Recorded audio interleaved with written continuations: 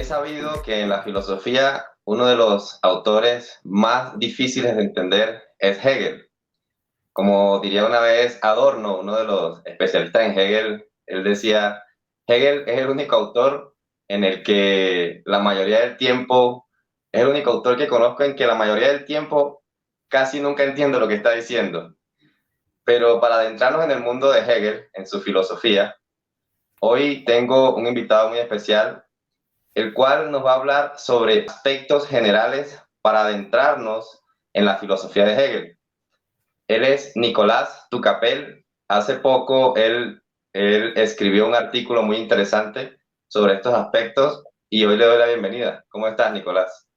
Hola, ¿qué tal, Vladimir? Oye, muchas gracias por la invitación y bueno, veremos qué podemos hacer. Yo no me considero un especialista ni nada por el estilo, soy un estudiante más, pero he tenido la posibilidad o el interés de entrar en el mundo de Hegel, para bien o para mal, y creo que algo podemos conversar y puede salir algo interesante de esto. Así es, así es. Sí, el artículo es muy interesante porque te da detalles muy prácticos que te ayudan a guiarte sobre esta temática, pues como todos sabemos, a veces Hegel es tan complicado, pero yo sé que con estos 20 aspectos generales la gente podrá adentrarse y estar guiado para saber lo que quería decir Hegel. El primer punto sobre Hegel es esta idea de Hegel y la realidad. ¿Qué significa o qué quiso decir Hegel acerca de esto? Eh, bueno, cada uno de estos puntos eh, dan como para largo ya, así que voy a tratar de ser lo más breve posible. Sí, Hegel ya desde su tesis de habilitación, cuando hace el trabajo de la órbita de los planetas, ¿cierto? Él ya está criticando Newton, ya está criticando el sistema de Newton, más allá de que esa tesis se le haya criticado a Hegel por temas matemáticos, ¿cierto? Pero ya hay un tema de lógica detrás de eso, que tiene que ver con otra cosa que otros filósofos lo han mencionado de una u otra manera, y es que la filosofía responde al pensamiento de su época, ¿ya? Gran parte del diálogo que tiene Hegel en toda su obra es con Kant. así es. Kant vendría a ser el filósofo de, vendría a ser el filósofo de la época del mecanicismo newtoniano, ¿ya? O sea, tenemos el fundamento de Newton, ¿cierto? Y Kant provee, de una u otra manera, un fundamento filosófico que responde o, digamos, se complementa bien con esa forma de mirar el mundo, ¿ya? Y eh, Hegel llegó a una lógica, digamos, o a una forma de ver la realidad distinta, eh, más que como filosofía de la naturaleza, de lógica, diría yo, ¿ya? Donde que está linkeado a otro punto que tiene que ver con el tema de la atención, donde para Hegel la realidad está compuesta principalmente de una atención. Ahora, eh, es una atención que no es una cosa, es una actividad, ¿ya? Yo creo que es un muy es un punto central, bueno, central entre comillas, porque con Hegel usar metáforas espaciales es complicado, ¿no? Cuando hablamos como del infinito, no podemos hablar de un centro, porque no hay referencia de lado, ¿cierto? Como extraño decir el centro del universo, por ejemplo, como Así es. raro. Si el universo es infinito, no tiene lados, ¿no? Entonces en Hegel pasa lo mismo, ¿no? Es difícil expresar eso en el lenguaje cosista que nosotros manejamos constantemente, ¿ya? Pero un punto importante dentro del el tema de Hegel es que existe esta actividad de ser en la que constituye la realidad. A partir de ahí es donde nace, a partir de las determinidades, nacen las cosas, en el fondo.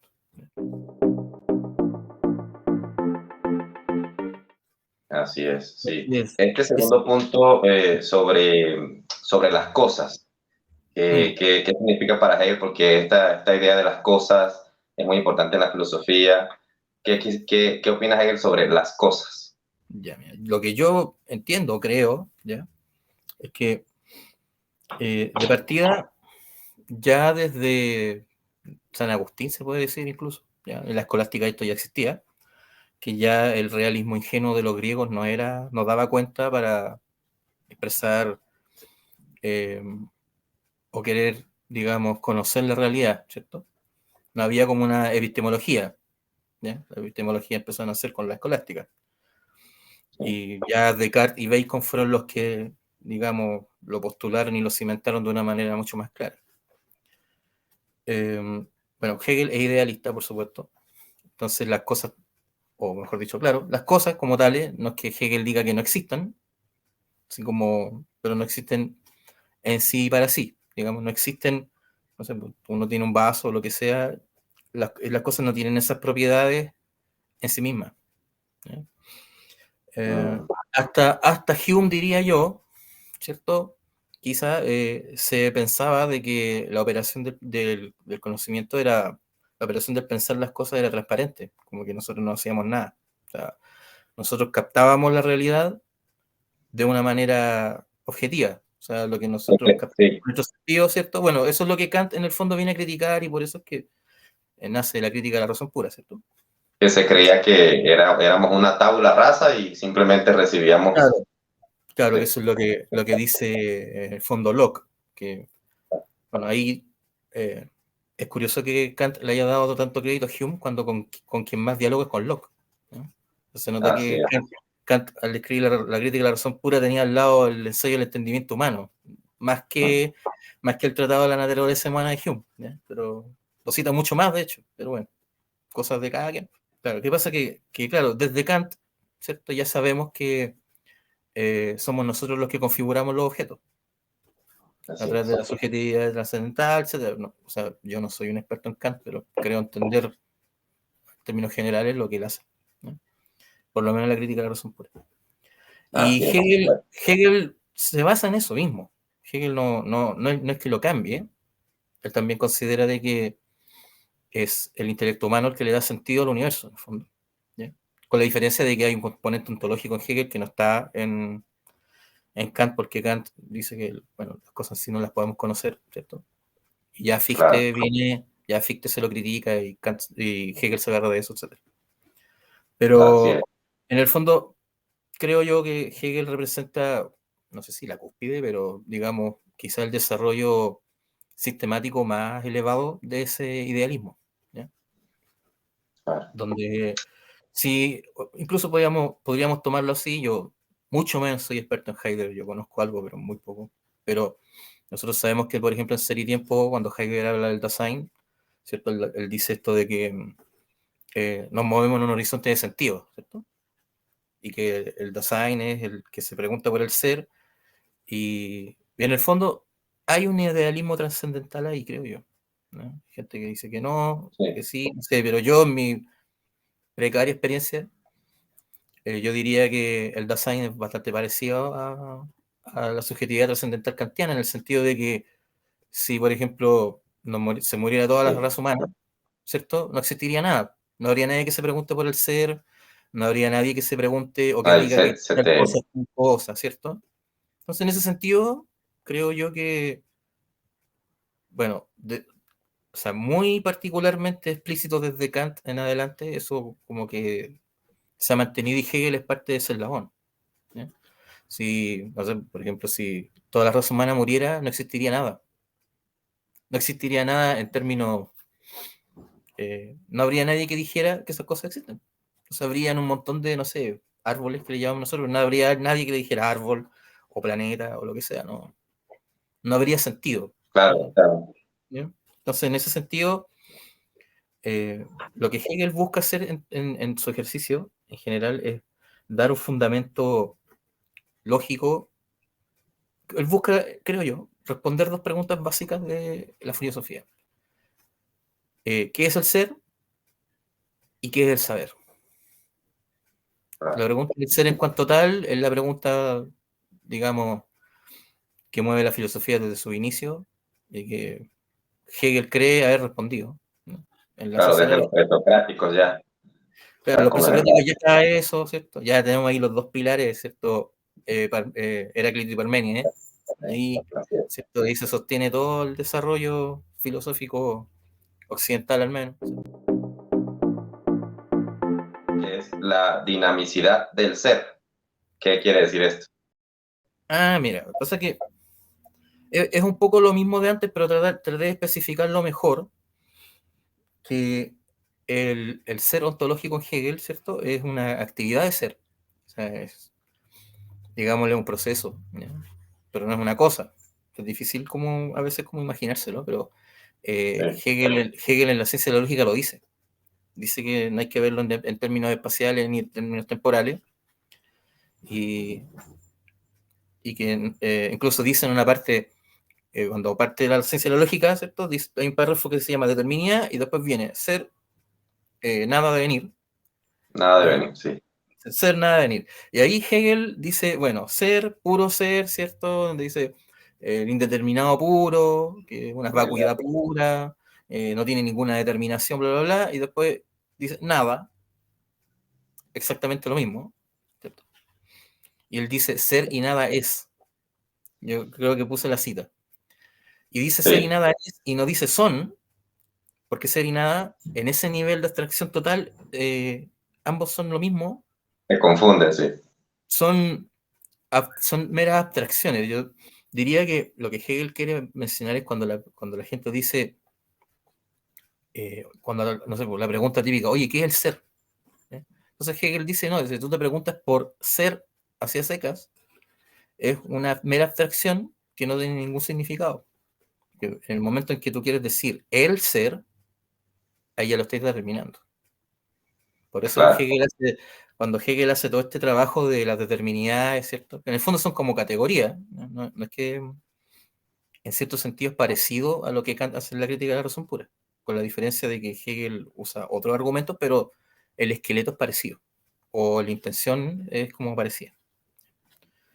Claro, pero en el momento en que uno dice el ser, ya lo determina, porque uno cuando le pone un borde, ahí pasa a ser algo. Eso es lo que Hegel nos quiere decir cuando en la primera página nos dice ser, nada, devenir, y para él el comienzo ontológico es el devenir. Cuando ser y nada, como, como diferenciados absolutamente, se determinan el uno al otro. Entonces, el ser pasa a la nada y la nada pasa al ser, pero no en un aspecto sucesivo temporal, sino que es al mismo tiempo, como, está como superpuesto. Estoy sí, mezclando un poco lo. No quiero mezclar el tema de los puntos, pero bueno, lo que sigue, el punto 4 es la continuación del siguiente, porque con Hegel pasa de que es difícil dar una respuesta breve y quedarse ahí, porque sí, todo, sí, todo es una tema de, conexión de conceptos. claro, porque nace el tema y te dicen, oye, pero ¿qué es un llegar a ser y por qué? Y uno ahí prosigue, entonces es difícil como, o sea, ni Hegel lo hizo, digamos, Hegel tuvo que hacer un montón de frases subordinadas, ciertas repeticiones con matices. Hay una parte en la fenomenología que es muy interesante cuando Hegel dice que la conciencia, algo así como, tiene la certeza de ser toda la realidad. En la parte cuando Sí, entra la razón, ¿ya? Pero ese párrafo, cuando uno lee, porque hay en la fenomenología pasa harto de que los primeros párrafos son una introducción. Él no le pone el título introducción, ¿cierto? Pero él dice, pero es una introducción, nos dice lo que va a pasar en el capítulo, en el fondo nos da como el spoiler, como para nosotros, y después nos explica el camino de la conciencia, como el lado fenomenológico de esa explicación lógica que nos manda al principio, ¿cierto? sí, Entonces, en esa parte cuando dice, tiene la certeza de ser toda realidad, después un párrafo más abajo, tiene la certeza de ser toda realidad, pero le agrega una cosita. Entonces uno cuando lee esas líneas dice, oye, pero me lo está repitiendo. Y no, pues no lo está repitiendo, lo que está haciendo es, le está agregando un matiz. Cada vez que lo dice, hace un desarrollo y después lo dice de nuevo y le agrega un pequeño matiz, porque Hegel comprende que lo que él quiere decir es difícil de decir. No es que, no es claro, que quiera ser oscuro, eso es otra cosa, que no es que Hegel quiera ser oscuro porque quiere, no es que diga, no, yo voy a hacer una filosofía complicada y lo voy a escribir de la manera más oscura y extraña posible para que nadie me entienda. No, no es eso. Porque lo que él está tratando de explicar es difícil. claro. Es difícil de explicar y él trata de ser lo más pedagógico posible y por eso es que está este tema de las repeticiones, o bien el hecho de que él use ciertas palabras en diferentes grados. Hay cosas que eh, una cosa nunca significa una sola cosa en Hegel. Siempre es, pero oye, ¿en qué contexto está? Por ejemplo, no, la certeza de, por ejemplo, certeza, pero ¿qué es la certeza? El momento inmediato de algo. O sea, solo la certeza, ya. Pero significa que va a llegar una verdad. Pero cuando llega una verdad, ¿cierto? Pero esa verdad no es la verdad, sino que solamente, digámoslo, un resultado que a la vez es el momento inmediato de otra cosa. Entonces, Sí, cuando está dicen, llegando y claro, partiendo nuevamente donde llegó. O claro, es sea, como cuando Hegel nos dice al principio, que dice, el lenguaje es lo más verdadero. ¿Ya? Hay una frase por ahí en la introducción, creo que está, o en la sorpresa sensible, pero ahí está. Dice, el lenguaje es lo más verdadero, pero Hegel lo está diciendo en el comienzo del libro. O sea, no podemos tomar esa frase para decir, oye, Hegel dijo que el lenguaje es lo más verdadero. No, porque lo está diciendo en un contexto de desarrollo, en el desarrollo más pobre, entonces hay que tomarlo en ese contexto. Si lo dijera, por ejemplo, si lo dijera en el ser absoluto y dijera el lenguaje es lo más verdadero, al final, claro, ahí tendríamos que tomarle todo el peso y decir, bueno, aquí Hegel está haciendo una filosofía del lenguaje o quiere decirlo, no sé, bla, bla, bla. Entonces, mucho importa también el contexto donde estén ubicadas ciertas cosas, no es como llegar y citar. Eso es lo otro que puede ser, creo, un poco complicado con Hegel, es que llegar y citar una frase sacada de contexto produce serios problemas, como lo que hizo Koyev cuando leyó, cuando leyó la relación señorío-servidumbre, o bueno, ahora con mal llamada dialéctica del amo y el esclavo, ¿cierto? sí, Que el tipo lo que hizo fue verla y trató de ponerla en práctica. Dijo, Hegel aquí está anunciando algo que está ocurriendo en la realidad. No, sí, esto está pasando y aquí, porque bueno, como era marxista, ¿cierto? Koyev, entonces dijo, no, pero esto explica los problemas del capitalismo, explica un montón de cosas, pero en ese punto de la autoconciencia, esa figura de señorío servidumbre es una figura lógica. No hay ningún desarrollo histórico ahí, no hay nada. O sea, podríamos hablar de desarrollo cultural recién con, con el resultado de eso, que es como la conciencia desventurada o infeliz, creo que lo traduce Leiva, ¿cierto? Pero ahí recién es cuando Hegel dice, bueno, vamos a explicar el desarrollo de la conciencia usando la cultura, ni siquiera es una historia de la filosofía en la fenomenología, o sea, cuando empieza a contar este tema de los estoicos, ¿cierto? De los escepticismo, el fervor franciscano y todo lo que sigue, después cuando llega al mundo moderno, Hegel no está haciendo eh, digamos, una historia de la filosofía, lo que está haciendo es una historia de cultura. Él está planteando una lógica de decir, bueno, este ha sido más o menos el desarrollo de la conciencia a través de la cultura humana, y si bien yo no estoy diciendo que esto es así, no te estoy dando ninguna prueba, yo creo que es plausible cuando miras la historia desde tu punto de vista.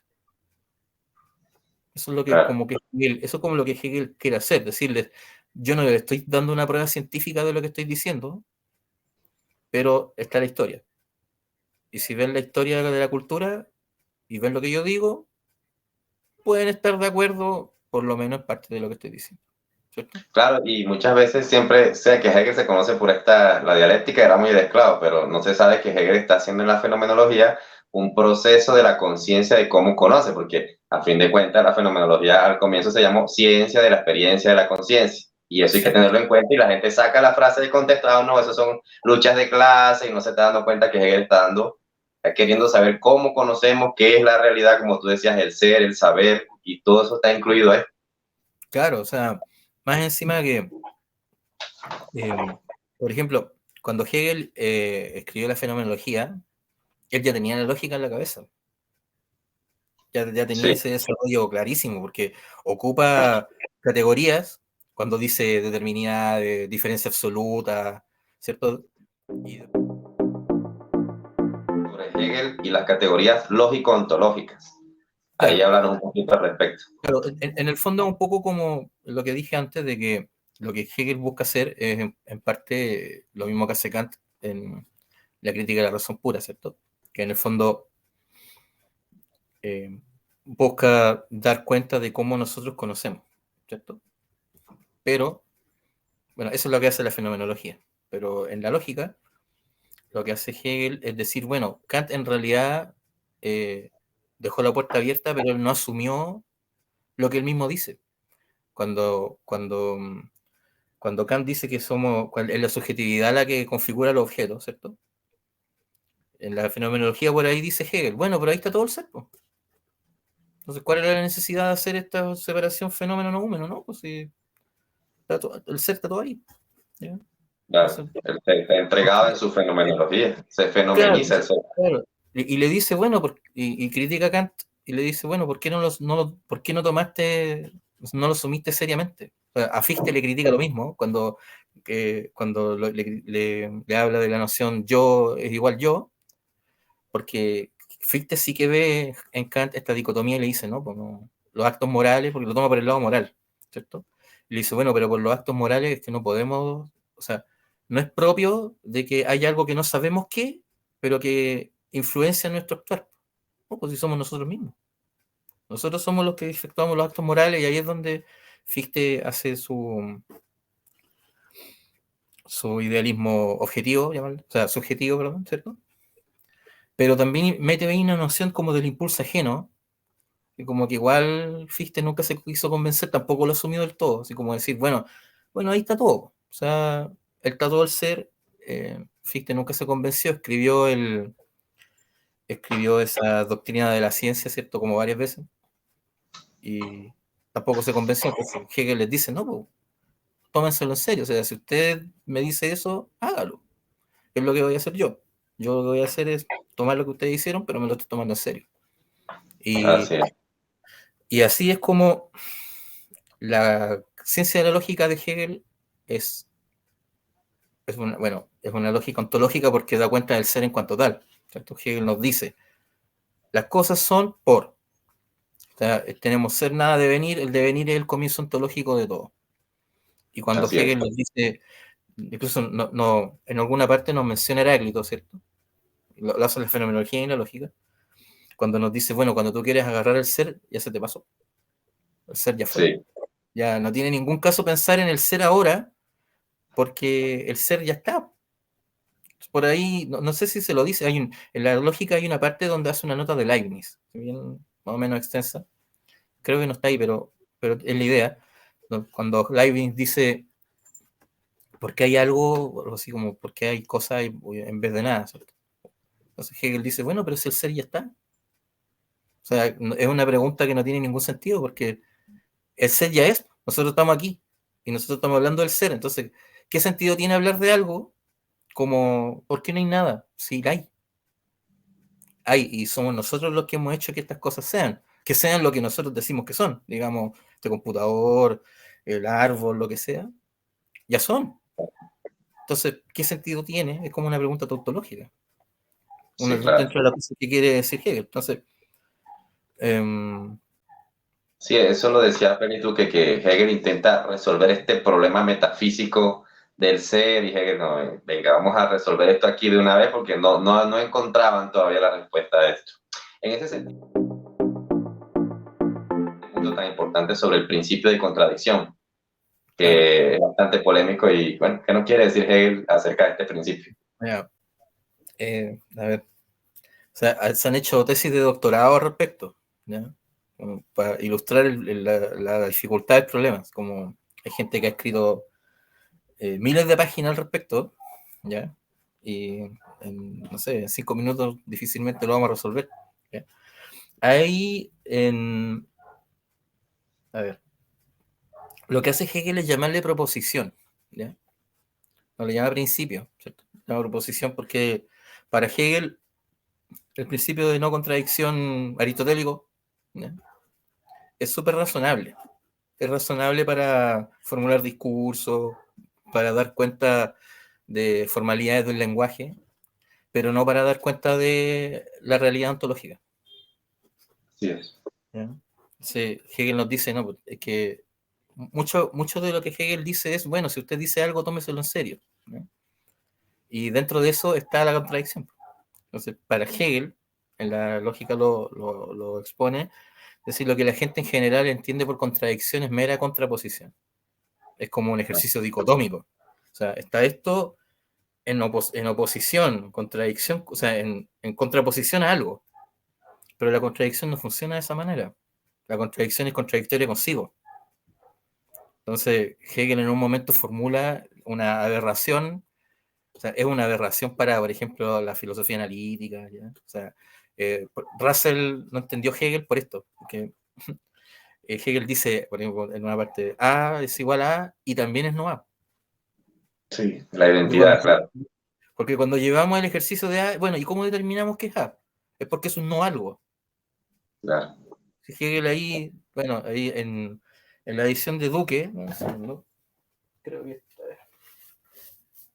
te doy la página, así como, por si alguien tiene el libro, la diferencia, claro, en la página 491, ¿cierto? De la edición de la ciencia lógica de Duque, hay una nota que dice, a ver, observación 3, ¿cierto? Dice, principio de contradicción. Ya, no lo vamos a leer, pero Hegel lo desarrolla ahí bien. Ahí Hegel lo explica. Claro que hay que haber entendido las determinidades previas. O sea, hay que haberse leído el libro entero antes para llegar ahí. Pero ahí en Claro, el esa fondo. idea de que cuando yo voy a identificar A, tengo que ir a no A, Claro, porque como esto lo decía Félix Duque la otra vez, decía, como lo decían los antiguos, el individuo es inefable, o sea, una cosa sola es imposible de identificar, yo tengo que ir a su no cosa, a su otro no ser, para poder conocer este. O sea, siempre hay exacto, una relación. exacto. Por la singularidad no se puede decir. Por Entonces, cierto, exacto, exacto. Por cierto, hablando de bueno, aquí en los puntos 7 8 ya hablaste del ser, el no ser, el devenir, hablando de la relación.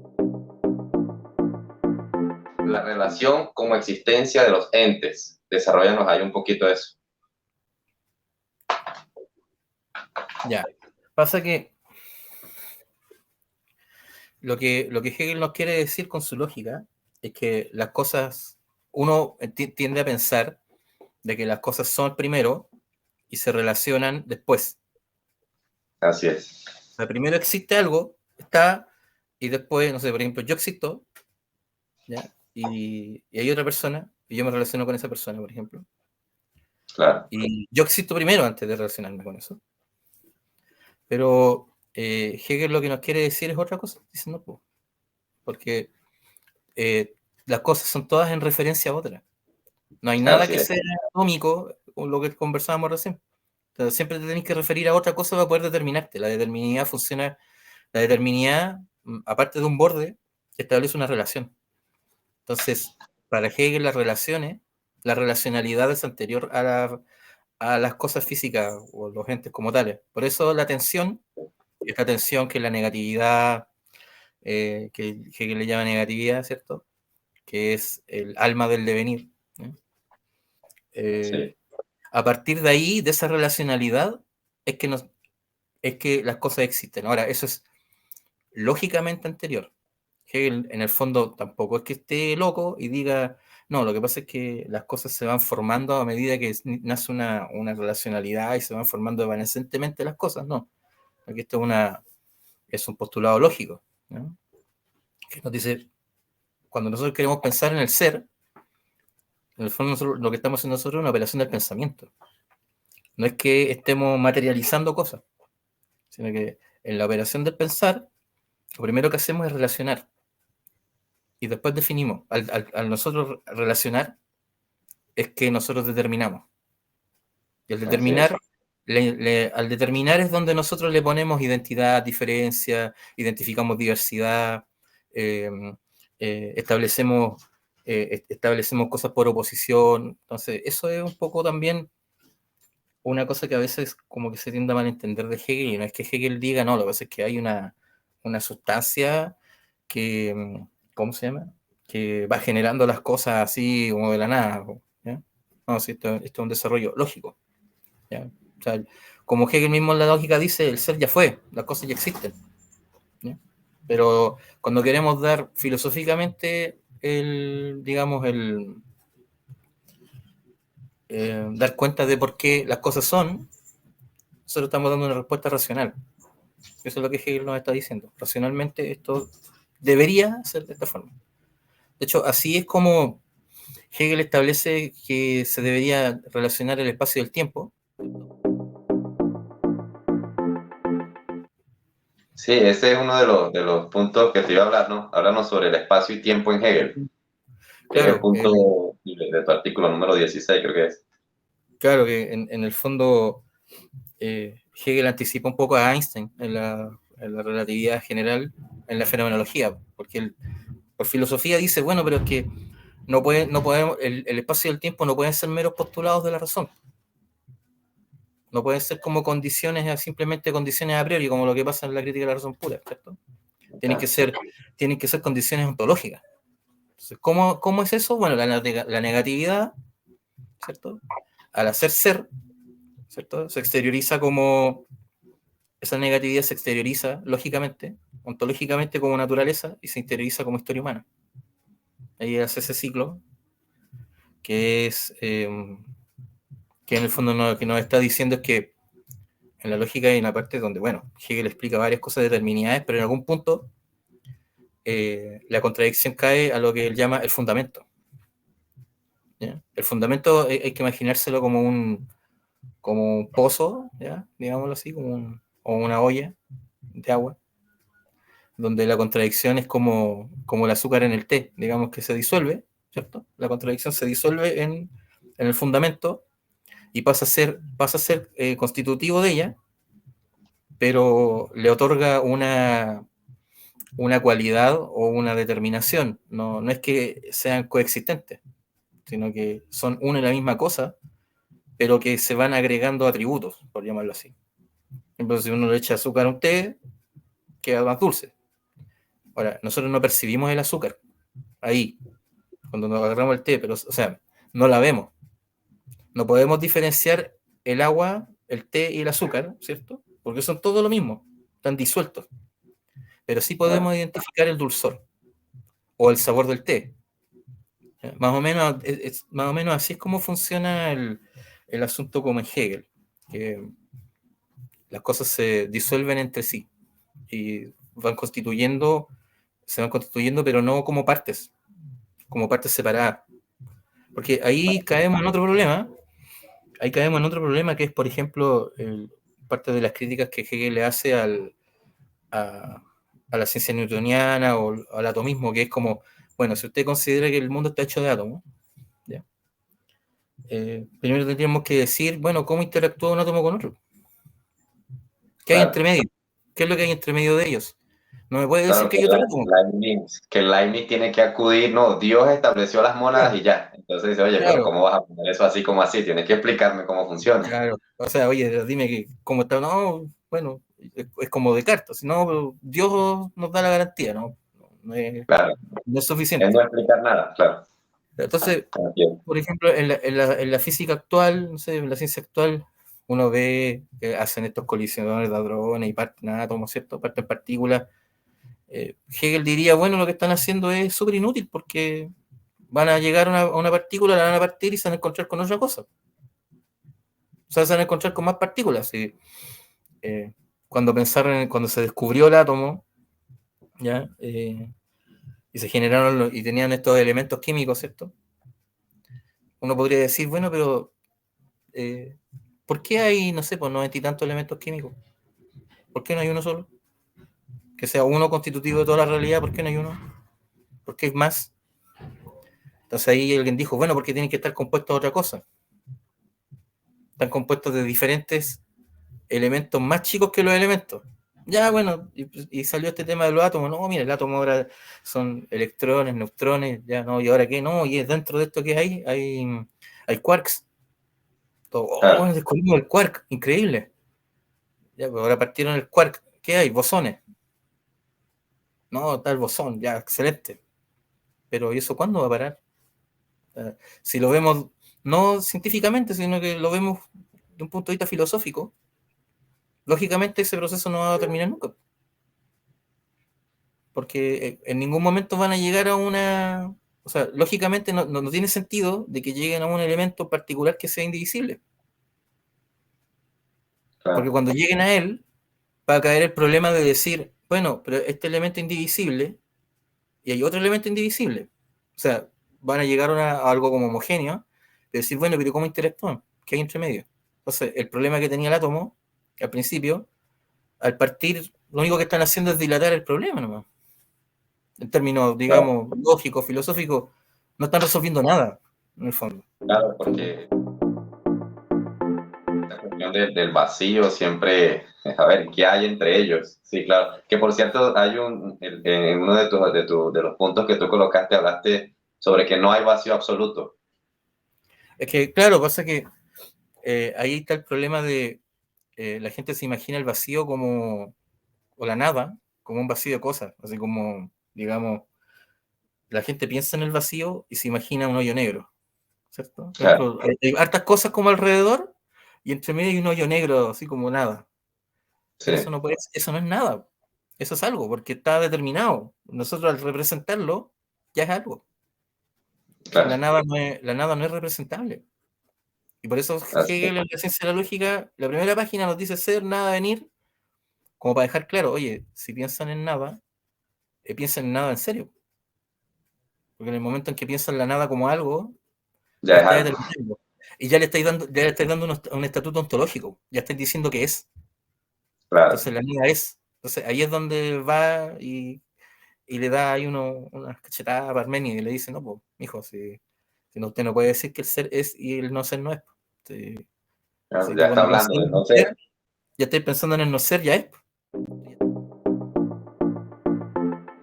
Estáis diciendo que así es. es. O sea, Hablando de entonces, eso, sobre el lenguaje, uno de los puntos que tú colocaste es este problema del lenguaje, del problema cosificador del lenguaje. ¿Cómo claro, podemos desarrollar eso con Hegel?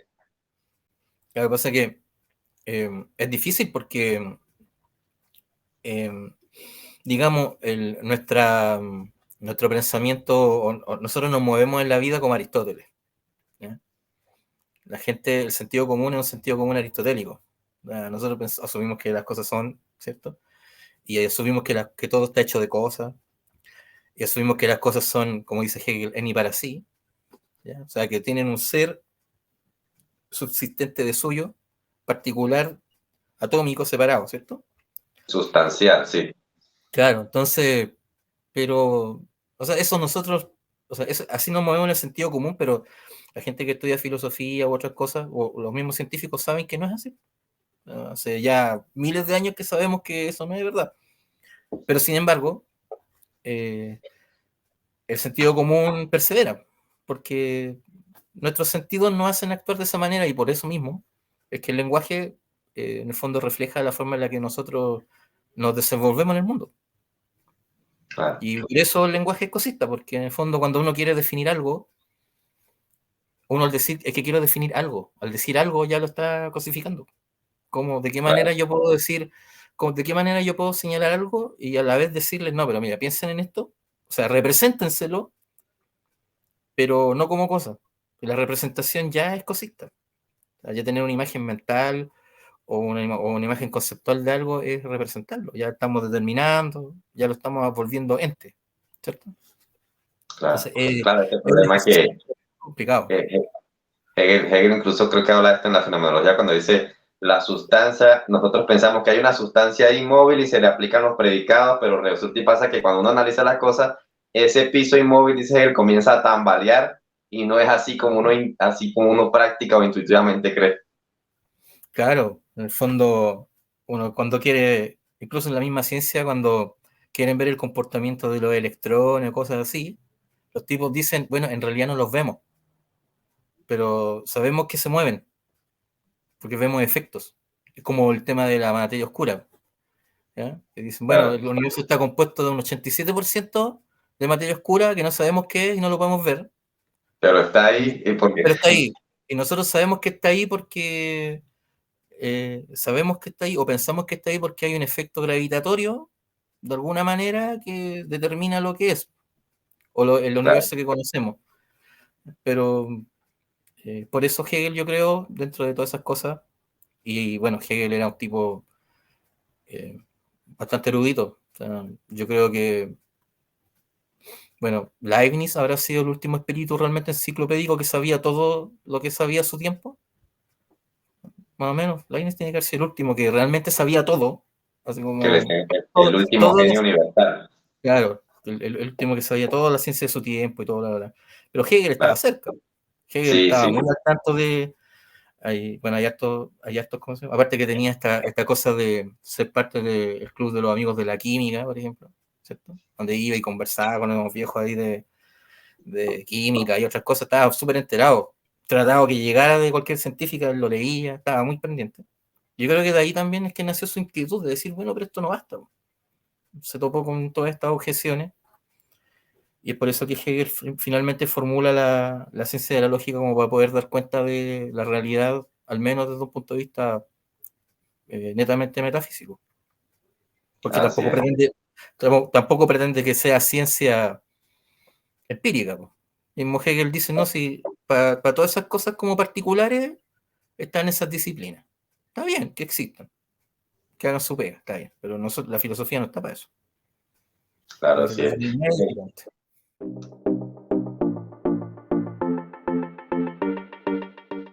Hegel en el punto ya casi el último, el punto número 19, cuando hablas de los fenómenos como resultado del devenir, lo que vienes comentando.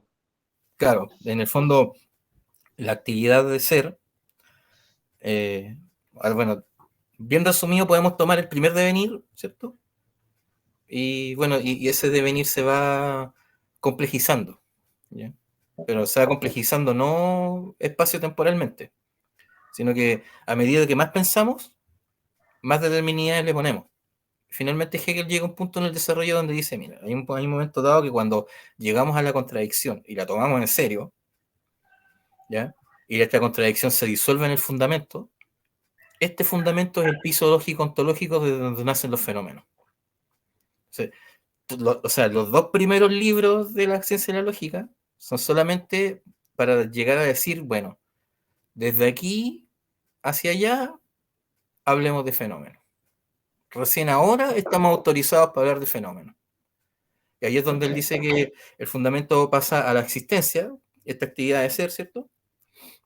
A través de la relación esencial, es cuando el ser se muestra. ¿Ya? Y bueno, es un poco como, o se desoculta, si citamos a Heidegger, ¿cierto? El ser se desoculta. Está ahí, pues. Y cuando Hegel nos dice en la fenomenología, es que el ser en el fenómeno está todo el ser. Hegel está Claro, pensando en esto, está pensando en todo el desarrollo lógico que ya hizo en el libro El ser, el de la esencia, y nos dice, bueno, ahora estamos en condiciones para mostrar el fenómeno y decir, este fenómeno tiene todas las determinidades y tiene toda la carga ontológica que vengo desarrollando 500 páginas para atrás, y yo por eso digo en la fenomenología que el fenómeno está todo el ser. Ahí recién uno dice, por eso este está diciendo que está todo el ser. Por eso critica a Kant. Y claro, ahí hay un círculo vicioso de comprensión ahí, porque la fenomenología es la introducción al sistema. Bueno, sistema entre comillas, ¿ya? Pero a su vez, para entender la fenomenología bien, hay que entender la lógica. Sobre todo en sobre todo la sección conciencia, que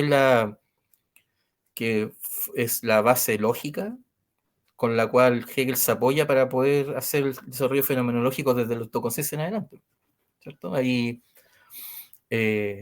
John Stewart y Carlos Pérez Soto afirman en diferentes textos que la sección conciencia, especialmente fuerza y entendimiento, son la, los presupuestos lógicos que pone Hegel para poder desarrollar esto. Entonces, ahí hay otro palo para pegarle a Koyev, porque Koyev no leyó eso o se la saltó completamente y se fue derechito a la dialéctica del amo y el esclavo.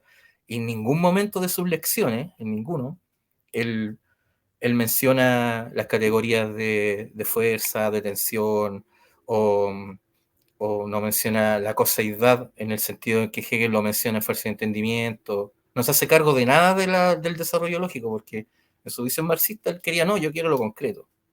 Pero la fenomenología no es lo concreto. Si quería lo concreto tenía que ir a la filosofía del derecho.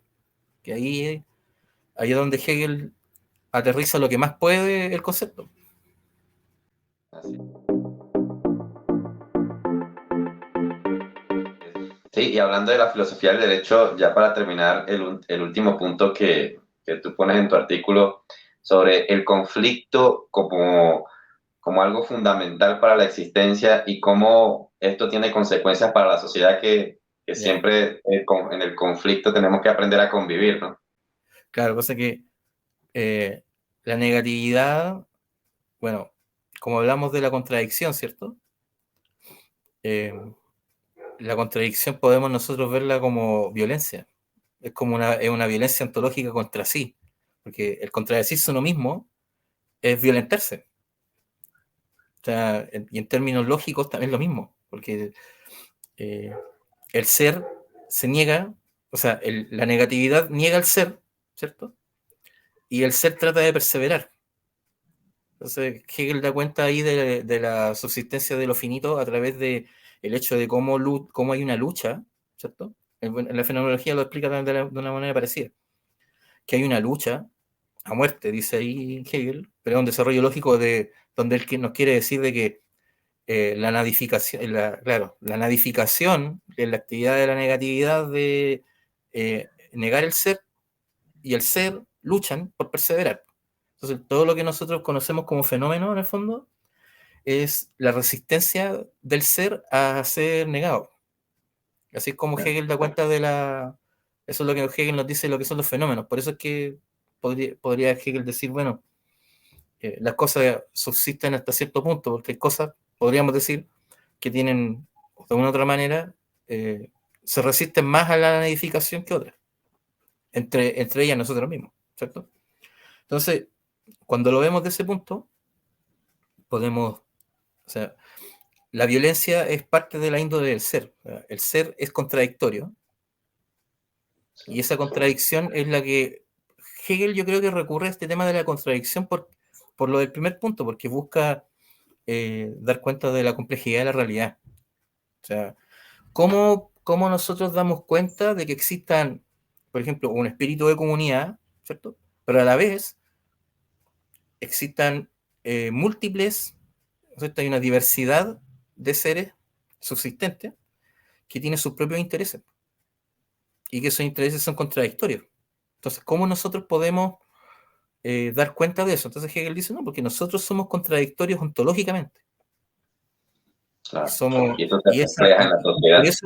y es por eso que estamos condenados a que exista, a que la violencia sea parte de nuestra, o sea, la, esta actividad de ser es una relación. Entonces Hegel nos dice, las relaciones son violentas.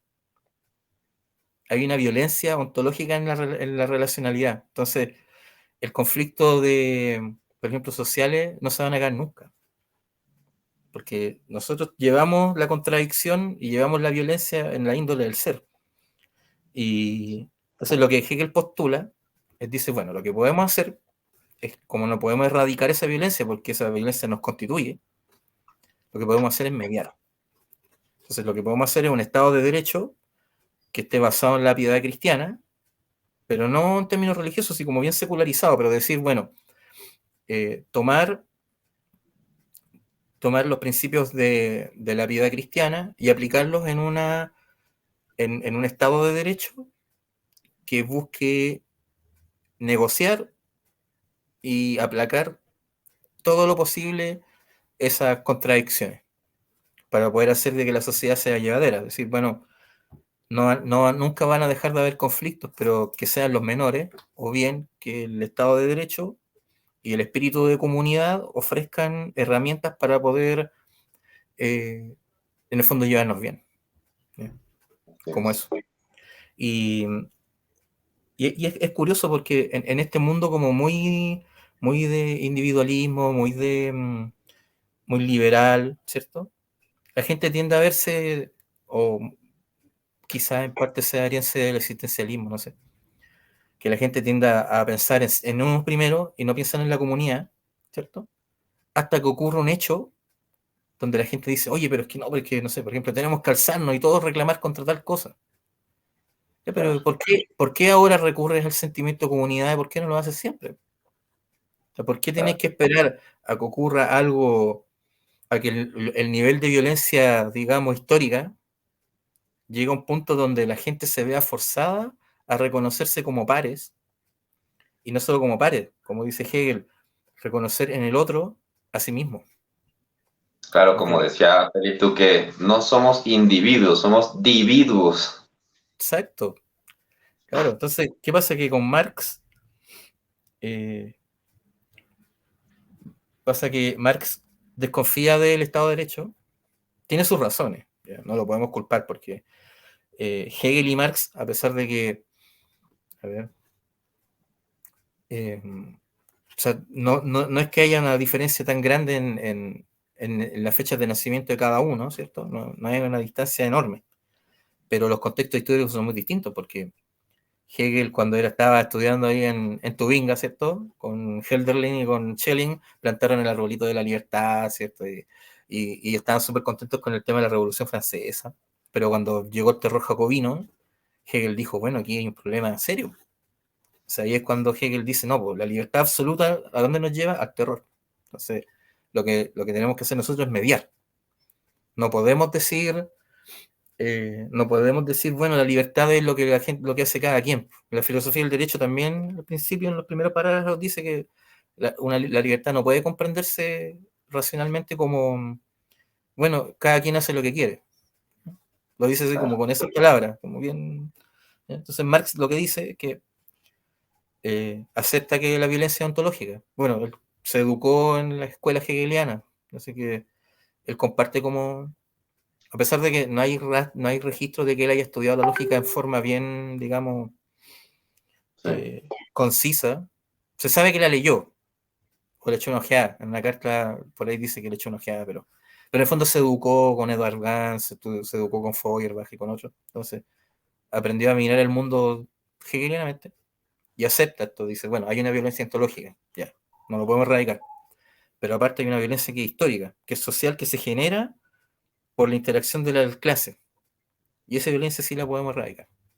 Y por eso que Marx dice, no, la violencia ontológica efectivamente no la podemos erradicar y siempre va a haber conflicto. O sea, ese cuento que pintaron los marxistas o muchos marxistas de que con el comunismo se iba a acabar, en el fondo se iba a acabar toda conflictividad y íbamos a estar como en un paraíso como rusoniano, donde todo el mundo se iba a llevar bien y que no iban a haber ningún problema y eso. Ni Marx creía en eso. O sea, no, pero sí habían niveles de violencia que podemos erradicar a través de la revolución.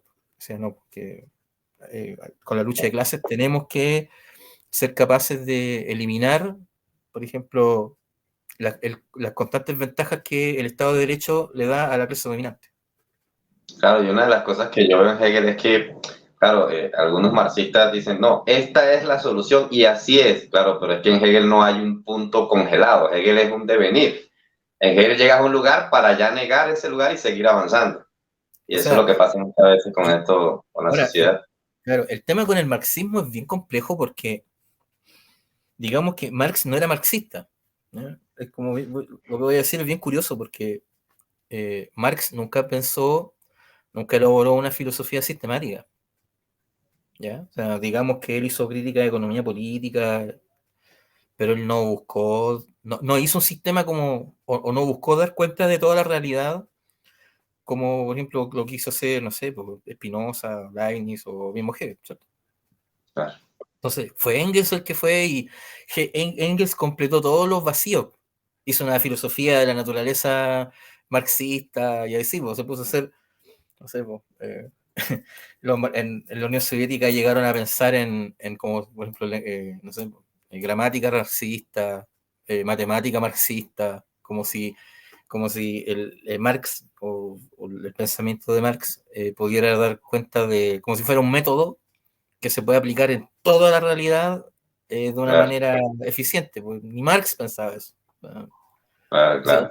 Bueno, el tema con el marxismo es complicado porque los sí, marxistas tienen un problema mesiánico, diría yo, bien grave, y es que en el fondo la palabra de Marx es como la palabra de Cristo. O sea, sí, no hay sí, claro. espacio para la duda. No hay espacio para la duda, así como, es que no se puede haber equivocado Marx. Bueno, ¿y por qué no? O sea, si tenemos 2000 y tantos años de desarrollo filosófico, ¿cierto? Y no vamos a decir de que, no sé, pues Aristóteles, San Agustín, o Don Scoto, o Santo Tomás, Descartes, Locke, Hume, que todos ellos hayan estado equivocados. De hecho, el mismo Hegel diría, no sé, esta gente no está equivocada, lo que pasa es que están en la razón, no están bien, pero, pero como que algo falta. Claro, Como que, cuando Hegel habla en el comienzo de la fenomenología de esta parte de la flor, que un sistema filosófico solo se mira de un lado, pero no está mirando la otra parte, claro, pasa mucho en estos, que solo miran un lado de la cuestión y no miran la contradicción. Entonces, bueno, claro. Nicolás, realmente, bueno, gracias por tu tiempo, por estar aquí. Y bueno, te dejo ahí para que te despidas ahí con unas últimas palabras. Ya, mira, chuta. O sea, primero reiterar los agradecimientos, porque yo soy un mero estudiante y creo que una de las cosas que tenemos que hacer como estudiantes es fomentar de alguna manera que la gente conozca más, ¿cierto?